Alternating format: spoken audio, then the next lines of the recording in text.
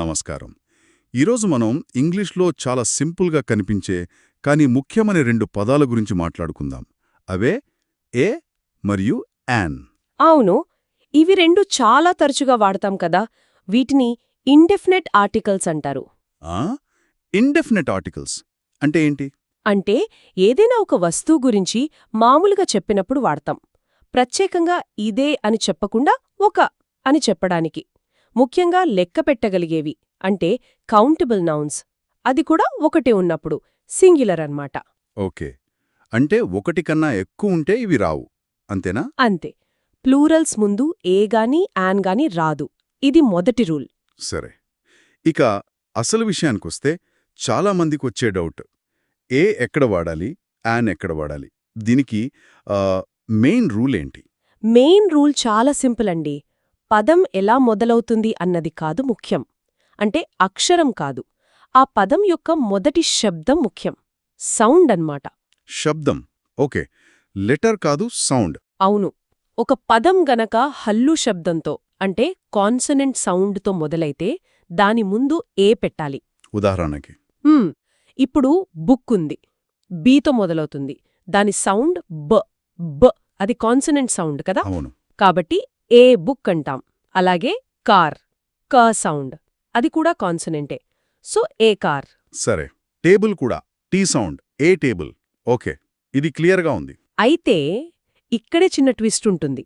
కొన్ని పదాలు చూడటానికి అచ్చు అక్షరంతో మొదలైన వాటి సౌండ్ కాన్సనెంట్లా ఉంటుంది. అవునా? ఎలా? ఉదాహరణకి యూనివర్సిటీ తీసుకోండి. అది యూతో మొదలవుతుంది. యూ వవెల్ కదా. అవును, ఏ ఈ ఐ ఓ యు వవెల్స్ కదా. కానీ యూనివర్సిటీని పలికినప్పుడు మొదటి సౌండ్ ఏంటి? యు. యు య అనే సౌండ్ వస్తుంది. ఆ య అనేది కాన్సనెంట్ సౌండ్. నిజమే. యూనివర్సిటీ యోతో మొదలవుతుంది. అందుకే ఏ యూనివర్సిటీ అంటాం, యాన్ యూనివర్సిటీ అనకూడదు. ఓహ్, ఇది చాలా ఇంపార్టెంట్ పాయింట్. అంటే మనం అక్షరం చూసి మోసపోకూడదు, సౌండే మెయిన్. అలాగే యూరోపియన్ కూడా కదా. ఈతో మొదలైన యూరోపియన్ అంటాం. కరెక్ట్. య య సౌండ్, కాబట్టి అ యూరోపియన్. సరే, ఇది గురించి. మరి యాన్ సంగతేంటి? యాన్ దీనికి పూర్తిగా రివర్స్. పదం గనక అచ్చు శబ్దంతో అంటే వౌల్ సౌండ్తో మొదలైతే అప్పుడు యాన్ వాడాలి. మళ్ళీ చెప్తున్నా, అక్షరం కాదు, శబ్దం. ఓకే, వౌల్ సౌండ్ అంటే ఏ ఈ ఐ ఓ యు లాంటి శబ్దాలు. ఉదాహరణకు యాపిల్. యాపిల్. యాపిల్ ఆ అనే సౌండ్తో మొదలవుతుంది. ఇది వౌల్ సౌండ్ కాబట్టి యాన్ యాపిల్. పర్ఫెక్ట్. అలాగే elephant. Elephant A sound. An elephant. మరి ఆరెంజ్.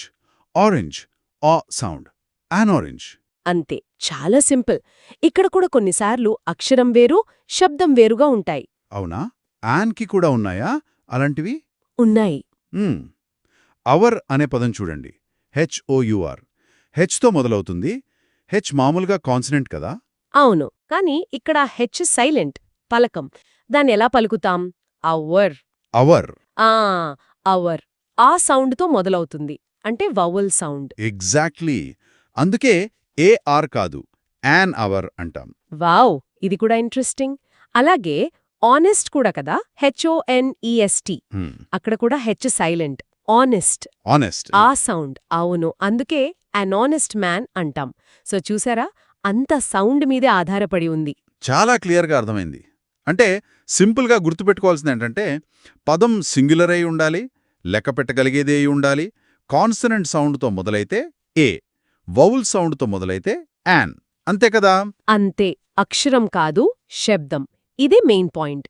ఇంగ్లీష్ నేర్చుకునేవాళ్లు పదాలు ఎలా పలకాలో, ముఖ్యంగా మొదటి శబ్దమేంటో గమనిస్తే చాలు. ఈ ఏ, యాన్ తప్పులు పోవు. చాలా బాగా చెప్పారు. అయితే ముగించే ముందు ఒక చిన్న ఆలోచన.